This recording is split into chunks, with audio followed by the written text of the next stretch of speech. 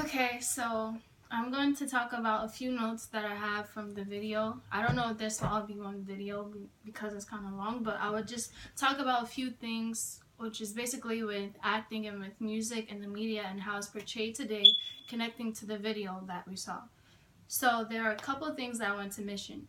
One is starting off with the TV show Key and Peele or Key and Peele, and how I got that connecting to the video is the character called the Sambo, which is someone who has big lips, big mouth, and who's loud, and he's always laughing.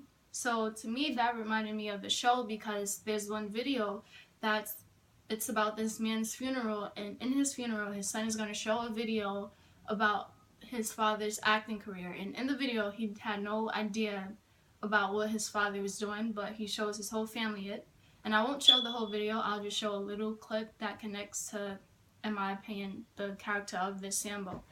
Or the black face. Sorry. But I'll try to show the video from my laptop. I hope that it's like clear.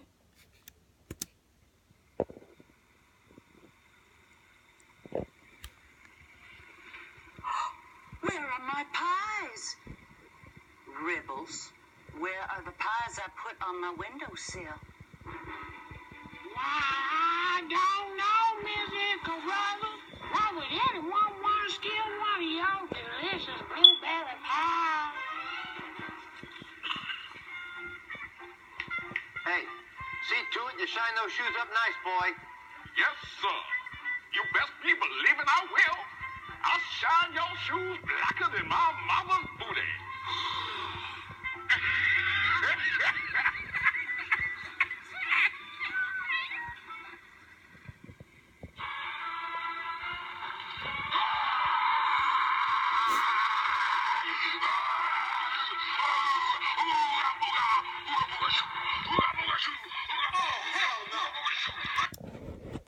Okay, so that's just a little portion of it. But as you can see in the video, it shows how he's disrespecting his culture or race. And that also, reminded me of the blackface or a character of a man who's putting on a show for the entertainment of white people, which is, in my opinion, how it connects to a blackface. And that's basically how I also bridging off to this portion of a blackface. Basically, those two men, they are half black, half white, and yet, in my opinion, they are modern blackface because they're acting as if they are black. And there's also one clip that I didn't include, but it's them acting as if they were slaves, and they're mad because no one wanted to buy them. And honestly, I don't know what black person would find humor in that, just speaking from my opinion. What black person would want to make a clip about slaves getting mad because they're not being bought and jealous of other slaves because they have to work.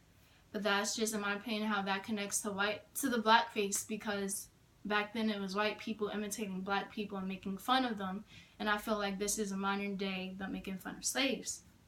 Another thing that I wanted to include was how it was one thing that mentioned how white people use the blackface to embrace their blackness.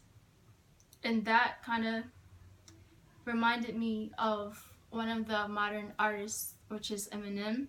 So I'm not going to show a video, but I just want to talk about or show you how he went to the Grammys in 2003. And this is how I feel like he's embracing his blackness. I don't know if you can see it clearly, but he has on a do-rag. And we all know, not being stereotypical, but we all know who wears do-rags, which is black people. So that connected to the video because he is in a hip-hop culture which is filled with black people. And just how the blackface was based off of black people as well. White people were able to embrace it, and he was able to embrace that. Another thing, there was a song called Nigger Blues, and it's saying how it's hard to be a nigger. And that reminded me of this song by Jay-Z, even though it's a sample, but still saying it's a hard knock life. And the final thing that I noticed was saying I wear my hair natural but it isn't standing over my head like a spiked wig. And I wanted to connect that to me and with modern day naturals because I was told numerous times that I look like I've gotten electrocuted when I wear my hair in an afro, or I look like I stick the fork into a socket.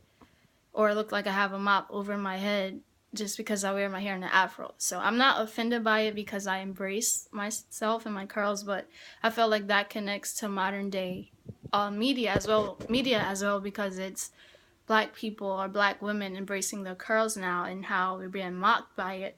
And back then, black women were also being mocked by their hair or made fun of.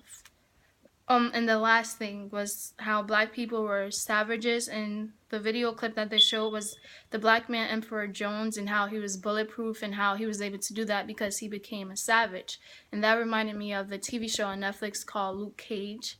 And in that show, that man is bulletproof, but unfortunately, what he's surrounded by is urban circumstances, which I think it also includes like a drug dealer or a man who's shooting and killing, and it shows violence and black people dying. And even though he's supposed to be like a superhero or an amazing person because he's bulletproof, the point of mentioning that is seeing how it's still not making a positive image for black men because he's in negative or urban settings.